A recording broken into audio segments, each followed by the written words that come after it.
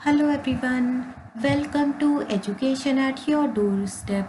This is Charul and today is the fifth lecture of Physics NCERT class 6 in which we will be talking about the fifth part of the chapter motion.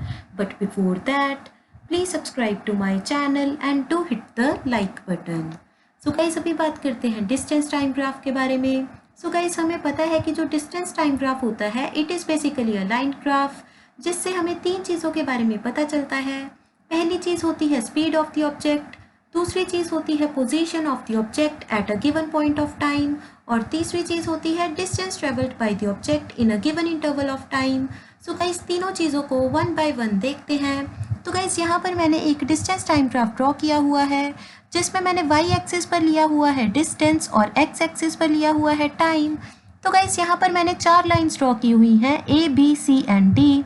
तो guys अभी देखते हैं सबसे पहले ए line के बारे में. So guys अगर मैं आपको ए लाइन पर बैठने के लिए बोलूँ तो क्या आपको लगता है कि खुद ब खुद आप में मोशन होगा? नहीं होगा. तो गाइस इसका मतलब क्या हुआ, जो ए लाइन है वो बेसिकली ऐसे ऑब्जेक्ट को रिप्रेजेंट कर रही है जो कि बेसिकली रेस्ट पर है, जिसकी position with respect to the time change नहीं हो रही. क्योंकि गाइस यहाँ पर आप देख सकते हैं कि जो ए लाइन है उसमें जो डिस्टेंस है वो हमेशा ज़ीरो है और टाइम बेसिकली इंक्रीज हो रहा है. तो गाइस उसके बाद देखते हैं स्लोप बी के बारे में.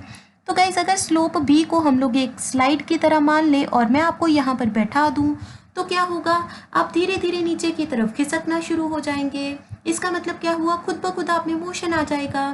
लेकिन गाइस अगर मैं आपको सी वाली स्लोप पर बैठाऊँ तो क्या होगा, आप ज़्यादा जल्दी से नीचे की तरफ स्लाइड होना शुरू होंगे. तो गाइस इससे हमें क्या पता चलता है कि जितनी ज़्यादा स्लोप होती है उतनी ही ज़्यादा स्पीड होती है. सो गाइस जिस ऑब्जेक्ट की स्पीड ज़्यादा होगी उसके डिस्टेंस टाइम ग्राफ की स्लोप भी ज़्यादा होगी और जिस ऑब्जेक्ट की स्पीड कम होगी उसके डिस्टेंस टाइम ग्राफ की स्लोप भी कम हो जाएगी. तो गाइस यहाँ पर हमें क्या पता चला, जो स्लोप बी वाला ऑब्जेक्ट है उसकी स्पीड कम होगी as compared to the object C. लेकिन गाइस जो स्लोप डी है इसमें आप देख सकते हैं कि ये बेसिकली जिगजैग है. तो अगर मैं आपको यहाँ पर बैठा दूँ तो क्या होगा, पहले आप नीचे की तरफ जाएंगे, फिर आपकी स्पीड थोड़ी सी कम हो जाएगी, फिर से आपकी स्पीड इंक्रीज हो जाएगी. इसका मतलब क्या हुआ, यहाँ पर जो ऑब्जेक्ट है वो बेसिकली एक सिमिलर स्पीड से मूव नहीं कर रहा, उसकी स्पीड विद टाइम इंक्रीज या फिर डिक्रीज हो रही है और इसे हम लोग क्या बोलते हैं, non uniform motion. So guys जो ए स्लोप है इससे हमें पता चल रहा है कि जो ऑब्जेक्ट है that is basically at rest. B और सी से हमें क्या पता चल रहा है, ऑब्जेक्ट है यूनिफॉर्म मोशन में क्योंकि उनकी स्पीड कांस्टेंट है. और उसके बाद गाइस जो स्लोप डी है ये बेसिकली ऐसे ऑब्जेक्ट को रिप्रेजेंट कर रही है जो कि नॉन यूनिफॉर्म मोशन में है. सो गाइस अभी बात करते हैं यूनिफॉर्म मोशन के बारे में. सो गाइस यूनिफॉर्म का मतलब क्या होता है, कांस्टेंट. इसका मतलब अगर कोई भी ऑब्जेक्ट कांस्टेंट स्पीड से मूव कर रहा है, the distance travelled by the object in a given interval of time is always equal, then the object is said to be in the uniform motion. मतलब अगर कोई भी ऐसा ऑब्जेक्ट है जिसकी स्पीड बेसिकली कांस्टेंट है या फिर वो equal distance in equal interval of time travel कर रहा है तो उसे हम लोग क्या बोलते हैं, यूनिफॉर्म मोशन. जैसे कि गाइस अगर कोई भी कार है वो बेसिकली 1 बजे से लेकर 2 बजे तक 60 किलोमीटर ट्रेवल करती है, उसके बाद 2 बजे से लेकर 3 बजे तक फिर से 60 किलोमीटर, 3 बजे से लेकर 4 बजे तक फिर से 60 किलोमीटर. तो गाइस यहाँ पर क्या हो रहा है कि हर घंटे में 60 किलोमीटर डिस्टेंस ट्रेवल हो रहा है. मतलब equal distance is travelled in equal interval of time. इसका मतलब हमारी कार किस में है, यूनिफॉर्म मोशन में. उसके बाद गाइस जो एक स्ट्रेट लाइन होती है that basically represents the uniform motion.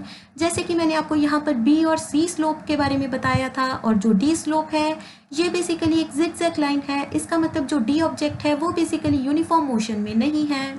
So guys अभी इस ग्राफ को पढ़ने की कोशिश करते हैं. सो गाइस मैंने यहाँ पर एक डिस्टेंस टाइम ग्राफ बनाया हुआ है जिसमें मैंने वाई एक्सिस पर लिया हुआ है डिस्टेंस और एक्स एक्सिस पर लिया हुआ है टाइम. तो गाइस यहाँ पर मैंने 2 पॉइंट्स ड्रॉ किए हैं, point number A and point number B. तो गाइस आपको मुझे बताना है कि at T is equal to 1 second हमारी ऑब्जेक्ट की पोजीशन क्या है, that is basically at 2 metre away from the initial position. और अगर मैं आपसे बी पॉइंट के बारे में पूछूं तो at T is equal to 2 second हमारा ऑब्जेक्ट कहाँ पर है, 4 metre away from the initial position.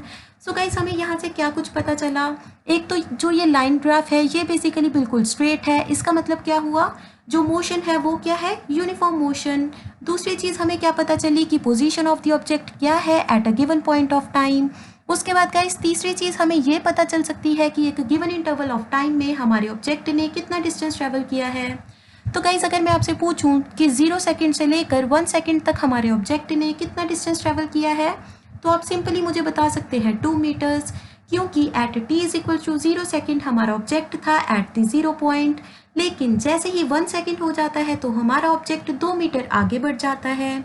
और अगर मैं आपसे पूछूं कि 1 सेकेंड से लेकर 2 सेकेंड तक हमारे ऑब्जेक्ट ने कितना डिस्टेंस ट्रेवल किया, तो आप मुझे बता सकते हैं कि 2 मीटर्स, क्योंकि at t is equal to 2 second हमारा ऑब्जेक्ट है 4 metre away from the initial position, और at t is equal to 1 second हमारा ऑब्जेक्ट कहाँ पर है, 2 metre away from the initial position.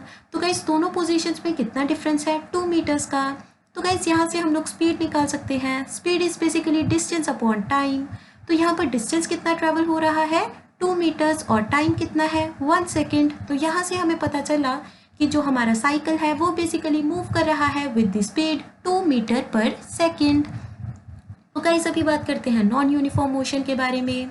तो गाइस यूनिफॉर्म मोशन में जो हमारा ऑब्जेक्ट था वो बेसिकली एक कांस्टेंट स्पीड के साथ मूव कर रहा था, लेकिन नॉन यूनिफॉर्म मोशन में क्या होगा, हमारा ऑब्जेक्ट एक कांस्टेंट स्पीड से मूव नहीं करेगा। इसका मतलब क्या हुआ, जो ऑब्जेक्ट है वो बेसिकली इक्वल टाइम में इक्वल डिस्टेंस ट्रेवल नहीं करेगा। तो गाइस दो तरह से नॉन यूनिफॉर्म मोशन हो सकता है। पहला होता है unequal distance in equal interval of time. इसका मतलब क्या हुआ कि अगर मैंने आपको बोला कि 1 बजे से लेकर 2 बजे तक हमारी कार ने डिस्टेंस ट्रेवल किया 60 किलोमीटर्स, और नेक्स्ट टाइम में हमारी कार ने कितना ट्रेवल किया, 40 किलोमीटर्स। मतलब क्या हुआ, 1 बजे से लेकर 2 बजे तक हमारी कार ने डिस्टेंस ट्रेवल किया 60 किलोमीटर्स, और 2 बजे से लेकर 3 बजे तक कितना ट्रेवल किया, 40 किलोमीटर्स। तो यहाँ पर क्या हुआ, टाइम तो सेम है 1 घंटा, लेकिन डिस्टेंस चेंज हो रहा है। मतलब क्या हुआ, पहले 1 घंटे में हमारी कार ने ट्रेवल किया 60 किलोमीटर्स, और नेक्स्ट 1 घंटे में कितना ट्रेवल किया, 40 किलोमीटर्स। यहाँ पर क्या हुआ, unequal distance is travelled in equal interval of time. उसके बाद देखते हैं equal distance in unequal interval of time. अगर मैं आपको बोलूं कि गाइस 60 किलोमीटर हमारी कार ने पहले ट्रेवल किया 1 घंटे में, उसके बाद नेक्स्ट 60 किलोमीटर हमारी कार ने ट्रेवल किया 2 घंटे में, तो यहाँ पर क्या हुआ, equal distance in unequal interval of time, क्योंकि पहले वाला 60 किलोमीटर 1 घंटे में ट्रेवल हो रहा था, और नेक्स्ट 60 किलोमीटर कितने टाइम में ट्रेवल हो रहा है, 2 घंटे में। तो गाइस इससे हमें क्या पता चला कि जो हमारी कार है वो बेसिकली एक कांस्टेंट स्पीड से मूव नहीं कर रही, तो इसे हम लोग क्या बोलते हैं, non uniform motion. So guys अभी इस ग्राफ को रीड करने की कोशिश करते हैं। तो यहाँ पर भी मैंने एक डिस्टेंस टाइम ग्राफ बनाया हुआ है, जहाँ पर मैंने वाई एक्सिस पर लिया हुआ है डिस्टेंस, और एक्स एक्सिस पर क्या लिया हुआ है, टाइम। तो गाइस यहाँ पर भी 2 पॉइंट्स है, A point and the B point. तो गाइस सबसे पहले ए पॉइंट को एग्जामिन करते हैं। तो गाइस यहाँ से आपको क्या पता चला कि at t is equal to 1 second जो हमारा ऑब्जेक्ट है वो कहाँ पर पहुँच चुका है, 2 metre away from the initial position. लेकिन अगर आप बी पॉइंट को एग्जामिन करेंगे तो आपको पता चलेगा कि at t is equal to 2 second हमारा object 5 metre above the initial position है। तो गाइस इससे हमें क्या पता चला कि अगर at t is equal to 0 हमारा ऑब्जेक्ट 0 पोजीशन पर था, और at t is equal to 1 second हमारा ऑब्जेक्ट 2 मीटर डिस्टेंस पर है, तो गाइस पहले 1 सेकेंड में कितना डिस्टेंस ट्रेवल हुआ, 2 मीटर्स। लेकिन गाइस उसके बाद at t is equal to 2 second हमारा object 5 metres away from the initial position है। इसका मतलब क्या हुआ, ए और बी पॉइंट में कितना डिस्टेंस है, 3 मीटर्स, और वो कितने मिनट में कितने टाइम में ट्रेवल हुआ है, 1 सेकेंड में। इसका मतलब गाइस क्या हुआ कि पहले जो हमारा ऑब्जेक्ट था वो कम स्पीड से मूव कर रहा था, उसके बाद उसने अपनी स्पीड इंक्रीज कर ली, और इसी को हम लोग क्या बोलते हैं, non uniform motion. So guys इस ग्राफ से आपको क्या कुछ पता चला, पहले तो ये एक जिगजैग लाइन है, इसका मतलब ये नॉन यूनिफॉर्म मोशन है। दूसरी चीज़ आपको with respect to the time एक पोजीशन पता चल गई है ऑब्जेक्ट की। उसके बाद आपको पता चला कि एक गिवन इंटरवल ऑफ टाइम में हमारा ऑब्जेक्ट कितना डिस्टेंस ट्रेवल कर रहा है। सो गाइस सबसे पहले देखते हैं at t is equal to 0 जो पोजीशन ऑफ द ऑब्जेक्ट है वो भी क्या है, 0। उसके बाद at t is equal to 1 second आपके ऑब्जेक्ट की पोजीशन क्या है, 2 मीटर्स, और at t is equal to 2 second हमारे ऑब्जेक्ट की पोजीशन हो चुकी है 5 मीटर्स। सो गाइस अभी इसकी स्पीड निकालने की कोशिश करते हैं 0 से 1 सेकेंड तक। सो गाइस डिस्टेंस ट्रेवल हो रहा है 2 मीटर्स और टाइम इंटरवल कितना है 1 सेकेंड। तो इसका मतलब क्या हुआ, स्पीड हो गई है 2 मीटर पर सेकेंड। लेकिन नेक्स्ट सेकेंड में फ्रॉम 1 सेकेंड टू 2 सेकेंड जो डिस्टेंस ट्रेवल है दैट इज़ बेसिकली 3 मीटर्स। तो यहाँ पर स्पीड कितनी हो चुकी है 3 मीटर्स पर सेकेंड।